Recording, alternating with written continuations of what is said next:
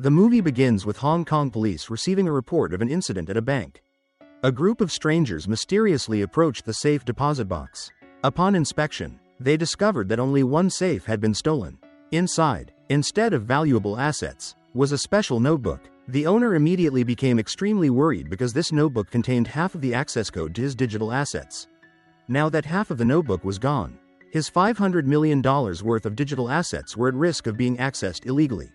Meanwhile, the group of strangers continued on to their next target, a digital asset management company located on the 4th floor of an office building, where the remaining half of the access code was stored along with the digital asset data of many VIP clients.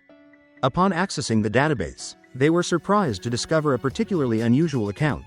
The system contained the access key of a legendary financial figure, Duan Jihong. This man was the CEO of a major digital asset company in Kuala Lumpur. He was embroiled in a scandal involving $1.5 billion in digital assets and subsequently disappeared from public view. He was later reported to have died in an incident in Macau.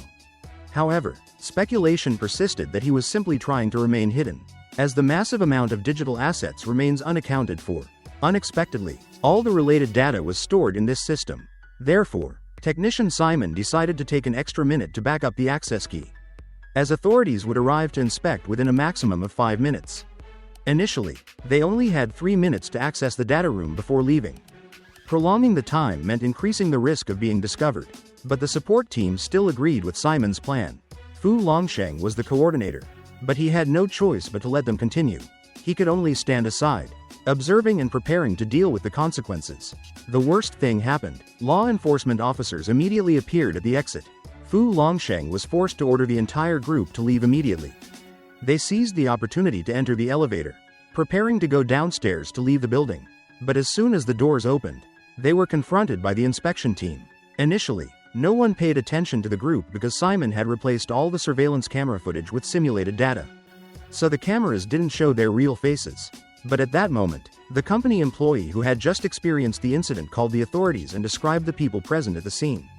The authorities immediately became alert and launched an inspection. The group was forced to return to the elevator and detain an officer to prevent being pursued too closely. Logically, if the elevator went up, the entire group would be trapped inside. Since all exits were controlled by security forces, they had virtually no other escape route. But surprisingly, they had prepared a contingency plan. They carried backup parachutes and used them to leave the building from a high floor. Security could only observe from a distance as they parachuted down first. The group landed in the grounds of an entertainment facility. Security immediately entered to conduct a search. But once again, they changed their clothing and cleverly coordinated their escape without attracting attention. Later, the billionaire discovered a significant loss of his digital assets. He expressed his displeasure at the situation. The security unit's leadership felt immense pressure. In this high-tech age, they faced difficulties dealing with a group possessing superior technical skills. On numerous occasions, their system was misled, leading to reactive responses. Whenever a critical moment arrived, the surveillance cameras either malfunctioned or displayed inaccurate data, causing the team to proceed in the completely wrong direction. Even the state-of-the-art equipment they possessed wasn't of much help. The leadership ordered the entire team to revert to traditional analytical methods. Surely, before this high-tech era, we could handle any case? That statement immediately sparked a new approach within the team. They decided to invite a veteran figure from the industry to return and assist. And Chiugo was tasked with tracking this legend. Now, the legend had retired, living a very ordinary retirement life.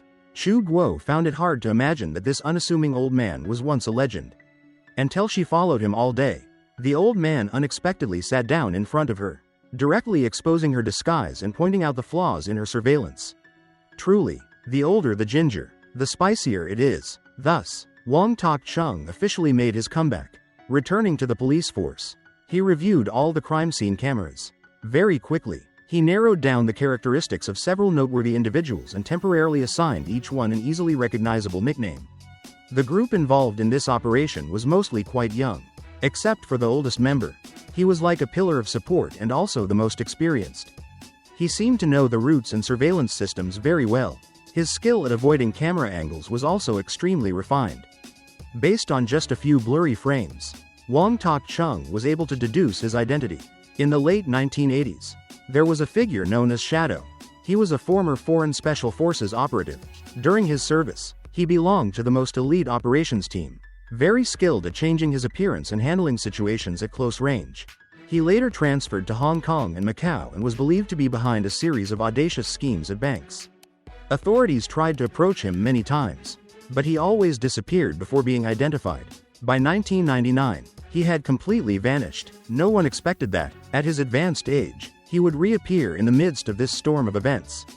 Upon returning to the shelter, Fu Longsheng was extremely tense. He expressed his frustration with Simon, whose actions nearly put the entire group in an unpredictable situation. For years, Fu Longsheng had never revealed himself to the security forces, but Simon's hasty decision put everyone at risk. Fu Longsheng became even more tense, making the atmosphere between the two heavy. The others had to quickly intervene to ease the tension. Chu Guo was one of the few female investigators in the team. She always longed to go to the scene. But due to her limited experience and petite stature, many colleagues often underestimated her abilities. Her father was a veteran investigator who died in the line of duty. Therefore, upon reaching adulthood, she followed in her father's footsteps and inherited his identification number. Leaders, out of respect for her father, often provided support and assistance. In propaganda news, she was often mentioned as an inspiring story, but in reality, very few considered her a key personnel. When Wang Tak-chung returned to the unit, he wanted to establish a surveillance team disguised as civilians to observe the situation on the streets, silently gathering details to identify the group involved. Chu Guo immediately volunteered to participate. She wanted to prove her worth, but others teased her, saying she should only observe, leaving the handling of the situation to them. Chu Guo was furious, and she confronted them aggressively. Wang Tak-chung saw her resentment and gently reassured her. She poured out all her pent-up feelings, saying that no one here believed her, and that the first person to step forward and handle the situation could be a woman. On the other side, Fu Longsheng clearly sensed the change in his adopted sons. He tentatively asked Shi Wang, "Have you ever thought about who would take over my work if I retired completely?" Shi Wang had never considered the opposite of his thoughts. This young man was inherently gentle and honest, always following the old man Fu Longsheng in everything. Their relationship was closer than that of blood relatives. Shi Wang had long regarded Fu Longsheng as his father. These children were all orphans from an orphanage. Years ago, they all relied on Fu Longsheng to earn money to raise them. But unexpectedly, he couldn't keep them under control after raising them. But Fu Longsheng actually understood, because he himself was even more impulsive than Simon in the past, and had also once refused to listen to anyone's instructions. Realizing the situation was too tense, he told Shi Wang that he no longer needed to take care of him. He wanted to be alone for a while. Meanwhile, Wang Tak-chung had already formed a surveillance team. The people he chose were all ordinary-looking police officers who had never encountered the group before. Chu Guo was also selected for this surveillance team, but everyone else was assigned to specific tasks. But she was the only one who spent her days driving around in the car with Wang Tak-chung. Her only job was to buy him water and food. This made Chu Guo extremely frustrated.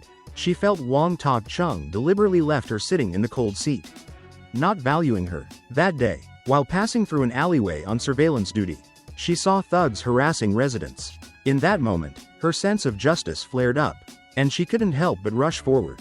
Wang Tak-chung was angry that she didn't obey his orders, but he still rushed to help her get back to the car. He couldn't help but tell Chu Guo about his past. In fact, there was a big misunderstanding between him and Chu Guo. They had known each other for a long time. Chu Guo's father was once a close colleague of his. During a surveillance mission, Wang Tak-chung accidentally discovered a suspicious person on the roadside. He should have kept his identity secret, but because he was anxious, he intervened directly. That reckless action led to the entire team was in danger. Chu Guo's father suffered a tragic accident while protecting him. From then on, Wang Tak-chung understood that every step had to be taken under command. Hearing this, Chu Guo's eyes welled up with tears. This was the first time she knew the true reason behind her father's story. It was also a lesson she learned. Just then, the car passed a crowded market. They inadvertently caught a glimpse of a familiar figure. The units immediately focused on the blurry figure that had just appeared in the market's camera frame. Fu Longsheng was too familiar with avoiding camera angles. The market's cameras couldn't capture his face at all. To confirm his identity, they had to observe him directly with their own eyes. Everyone approached cautiously, avoiding attracting Fu Longsheng's attention. The other faces had all appeared in previous surveillance days. If they got too close, he would certainly be on guard. The only person he hadn't seen before and who had never appeared was Chu Guo. Wang Tok-chung immediately assigned this task to her. Therefore, Chu Guo approached cautiously, avoiding direct eye contact, pretending to search for a dropped item. Thanks to the ripples on the market floor, she clearly saw Fu Longsheng's reflection, confirming it was indeed the man they were searching for. The surveillance team immediately followed him back to his apartment building.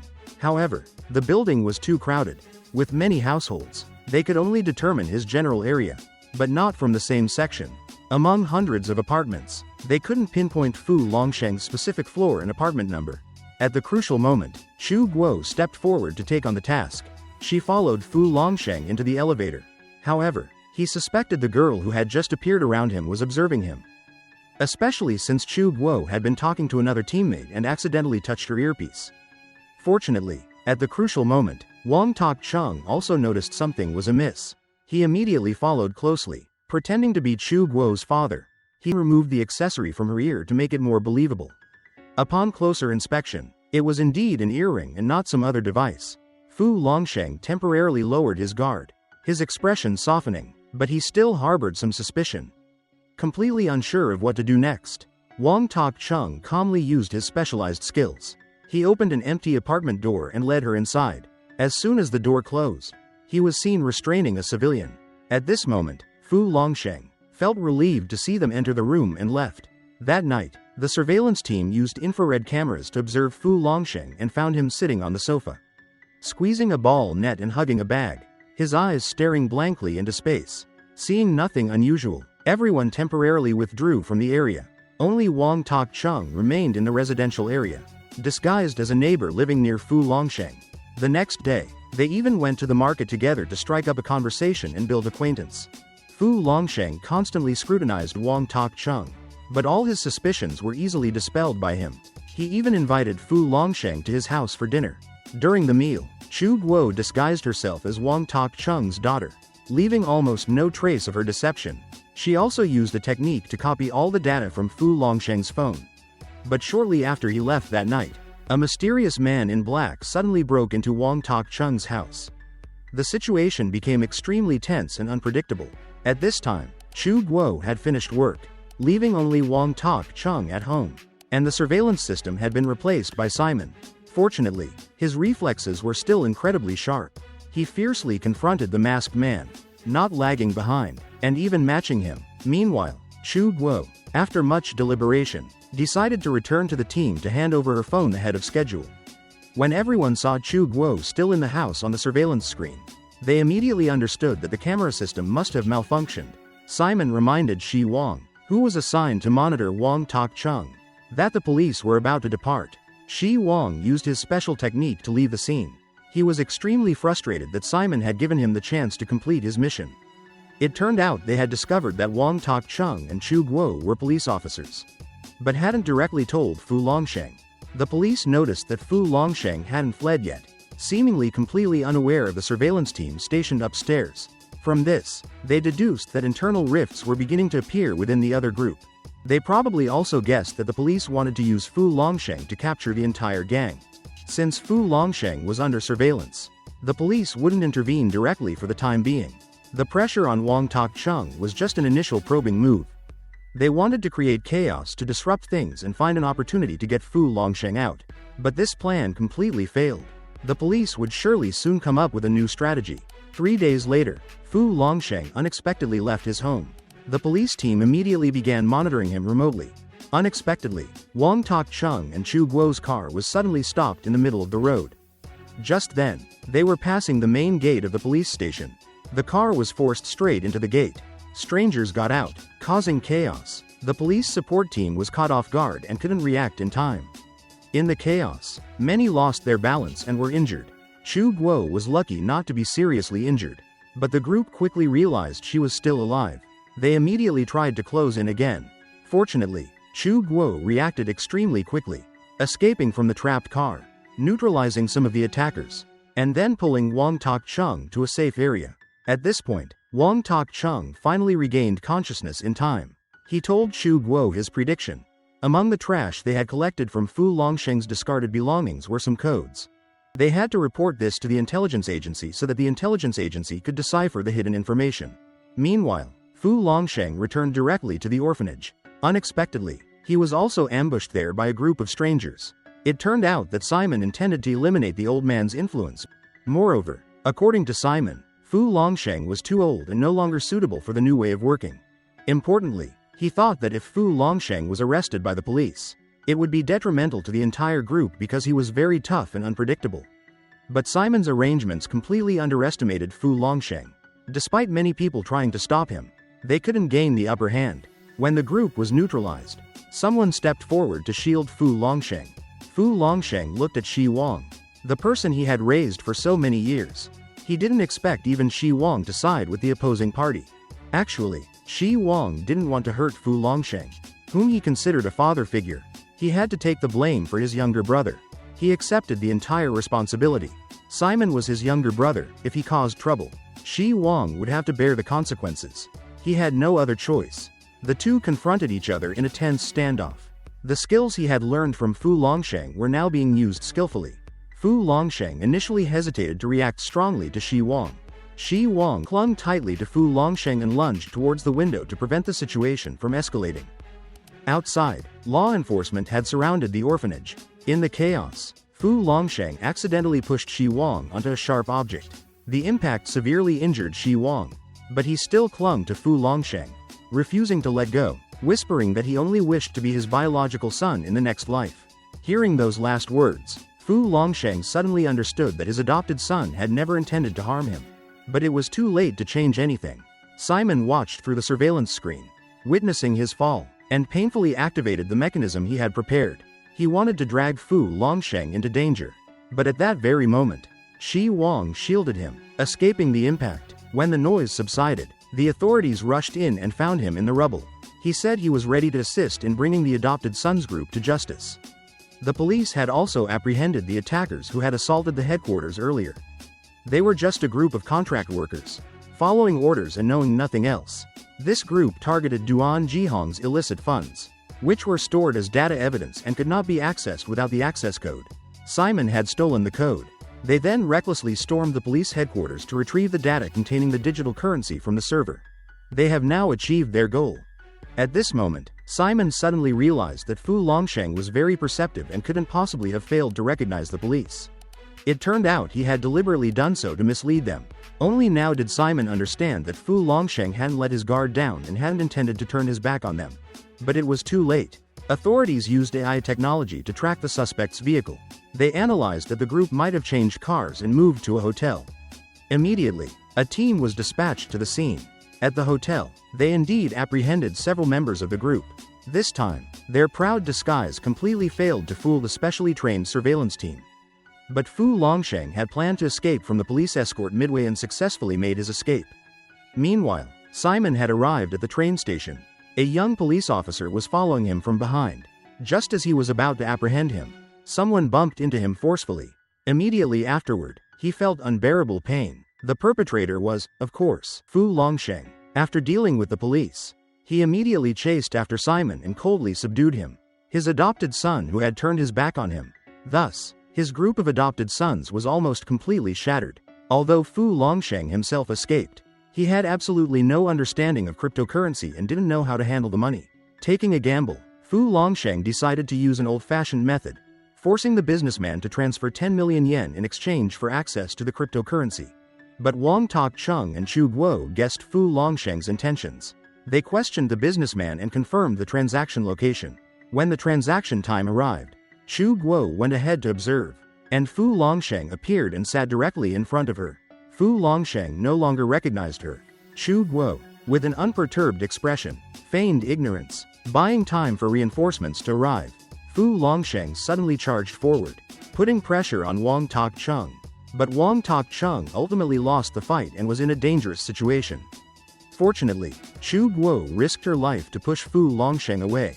Fearing that more law enforcement would arrive, he hastily fled the scene but couldn't escape. Chu Guo quickly coordinated the team, cornering Fu Longsheng at an intersection. "I am a police officer. Fu Longsheng, you have been apprehended." Fu Longsheng was then taken to the authorities. But the story wasn't over yet. Because Shi Wang and Simon weren't twins, but triplets. This meant there was another brother still at large. This person was directly posting a wanted notice for Fu Longsheng on the dark web. And Fu Longsheng, while in prison, might have had a sixth sense that allowed him to guess something. This is an open ending for the movie. Will there be a sequel? The movie ends here. Thanks for watching and see you in the next video.